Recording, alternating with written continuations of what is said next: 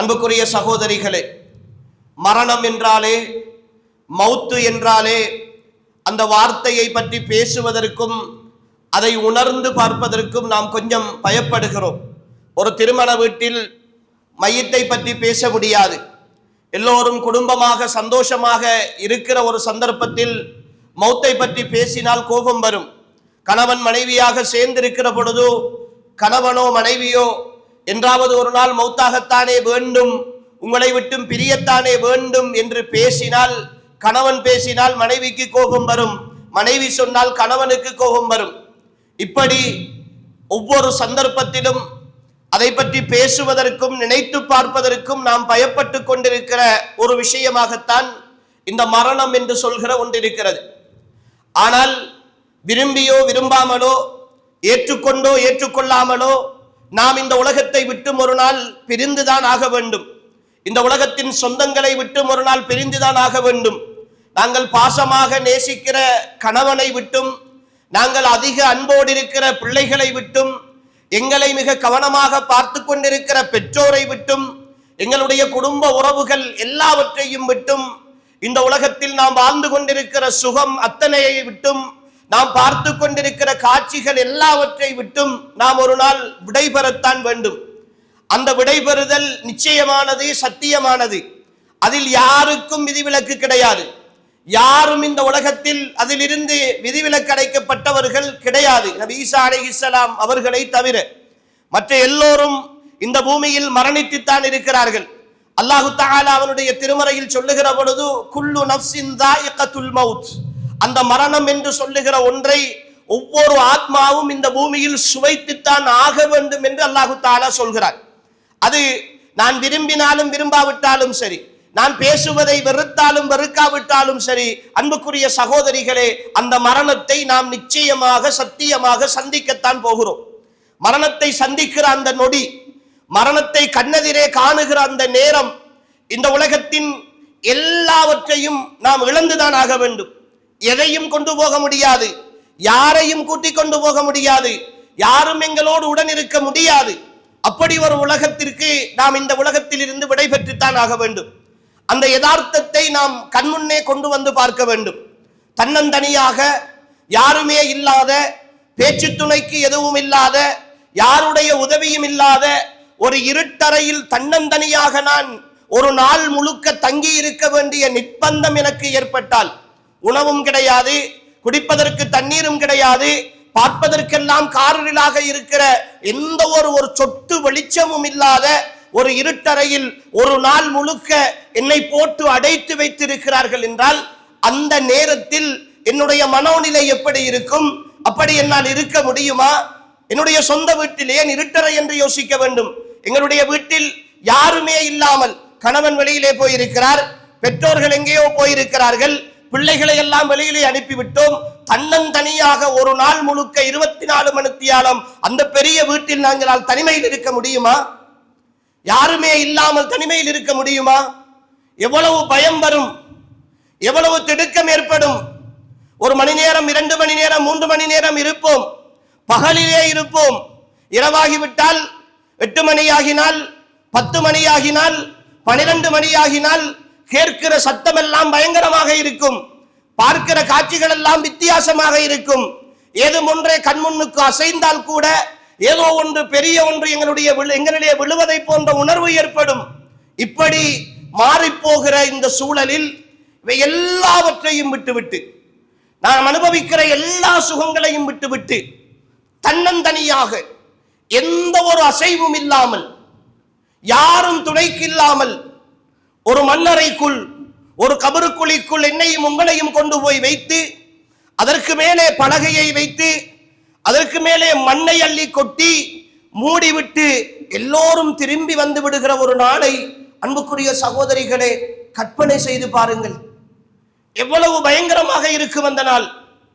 அங்கு எந்த வெளிச்சமும் கிடையாது, எந்த துணையும் கிடையாது, யாரும் கூப்பிட்டாலும் பதில் சொல்வதற்கு வரமாட்டார்கள்.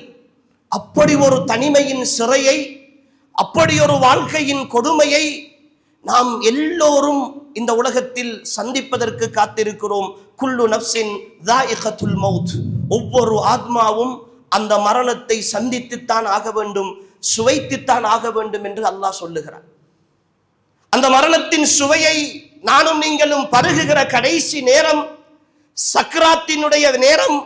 அன்புக்குரியவர்களே, இந்த உலகத்தில் யார் எந்த நிலையில் மௌத்தாகினாலும், அவர்கள் தண்ணீரில் மூழ்கி மௌத்தாகினாலும், வாகனங்களின் விபத்துகளில் மௌத்தாகினாலும், நஞ்சருந்தி மௌத்தாகினாலும், நோயாளிகளாக இருந்து மௌத்தாகினாலும், அது திடீர் மரணமாக இருந்தாலும், படுத்த படுக்கையிலே இருந்து அவர்கள் மௌத்தாகினாலும், இன்னலில் மௌத்தில சக்ராத், நிச்சயமாக அந்த மௌத்துக்கு சக்ராத் என்று சொல்லுகிற அந்த கடைசி கட்ட மரணத்தினுடைய வேதனை இருக்கிறது.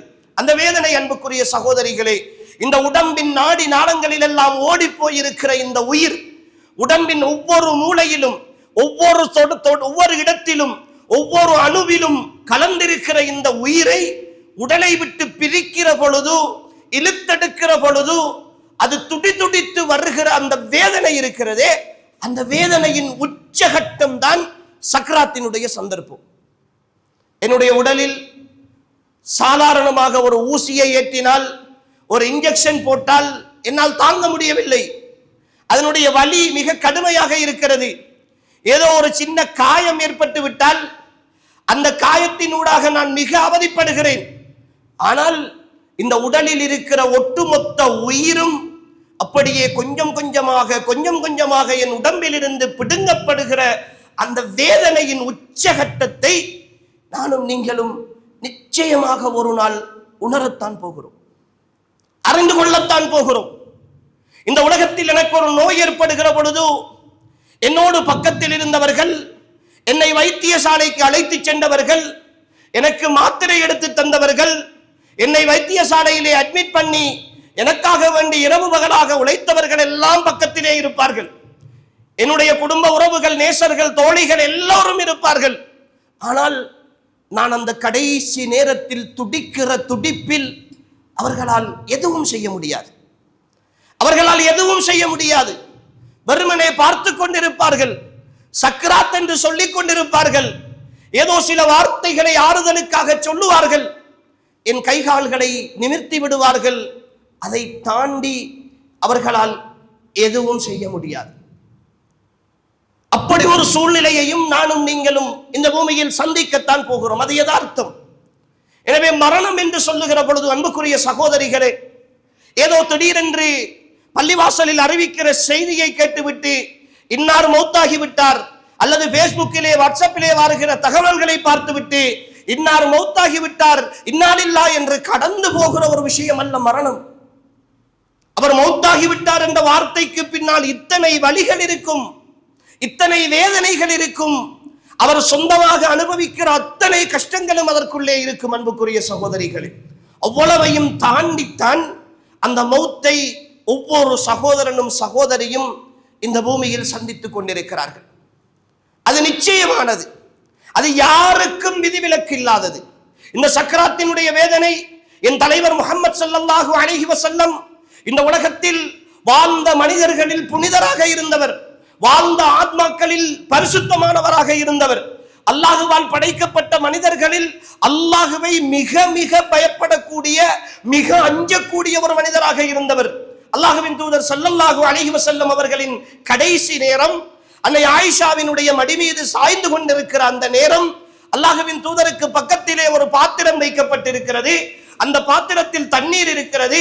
அல்லாஹுவின் தூதர் அந்த தண்ணீருக்குள் கையை விட்டு தன்னுடைய நெற்றியின் வியர்வையை துடைத்துக் கொண்டு தன்னுடைய முகத்தை தடவிக்கொண்டு சொல்லுகிறார்கள், இன்னலில் மௌத்தில சக்ராத், நிச்சயமாக மௌத்துக்கு சக்ராத் என்ற அந்த வேதனை இருக்கிறது, அந்த மரணத்தின் கடைசி கட்ட வேதனை இருக்கிறது என்று என் தலைவர் முஹம்மது ஸல்லல்லாஹு அலைஹி வஸல்லம் அவர்களே அந்த வேதனையினால் துடித்தார்கள் என்றால், இந்த பூமியில் மரணிக்கிற ஒவ்வொரு ஆத்மாவும், ஒவ்வொரு உயிரும் அன்புக்குரிய சகோதரிகளே அந்த வேதனையை சந்தித்துத்தான் ஆக